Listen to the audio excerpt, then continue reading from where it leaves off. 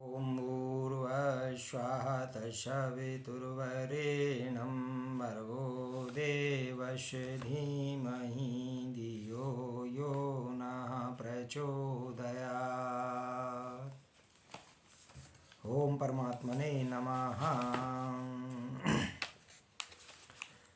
तृष्णामात्रात्मको बन्धिस्तान्नाशो मोक्षोच्यते।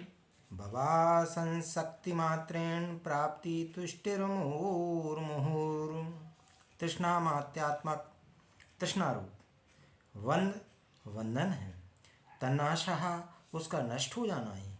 मोक्ष मुक्ति उच्यते कहा जाता है। भवास असंगति मात्रेण संसार में असंगता की स्थिति मात्र। प्राप्ति तुष्टि प्राप्ति और संतुष्टि दोनों। मुहुर्मुहु बार बार। तृष्णा मात्र ही आत्मा का बंधन है और तृष्णा का नाश मोक्ष कहलाता है, मुक्ति है।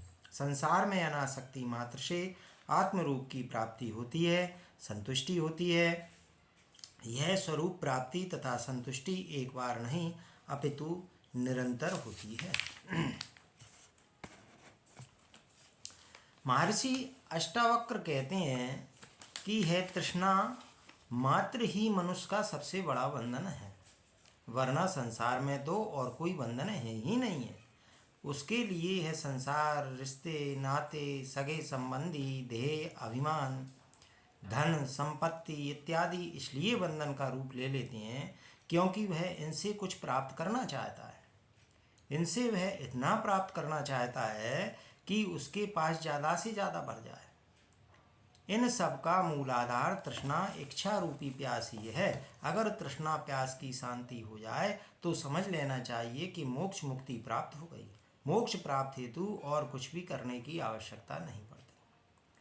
महर्षि इसी तृष्णा रूपी प्यास को बुझाने की युक्ति बताते हुए कहते हैं कि संसार में अनासक्ति मात्र से ही इस तृष्णा का नाश हो जाता है, और जब इसका नाश हो जाता है तो आत्मरूप की प्राप्ति और संतुष्टि प्राप्त होती है।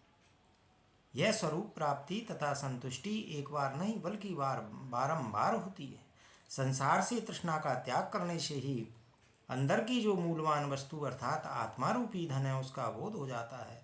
उसी से मनुष्य की प्यास शांत होगी। सांसारिक पदार्थों से मनुष्य की प्यास कभी भी शांत नहीं हो सकती है। सब कुछ प्राप्त होने के बाद भी उसे खालीपन की अनुभूति होती ही रहती है। अनासक्ति का मतलब होता है कि न आसक्ति, न विरक्ति, न स्वीकारना, न त्यागना, जो यथा प्राप्त जो स्वभाव से प्राप्त है उसी में संतुष्ट होना और दोनों में समानता की भावना रखना, यही सच्चे अर्थ में अनासक्ति है।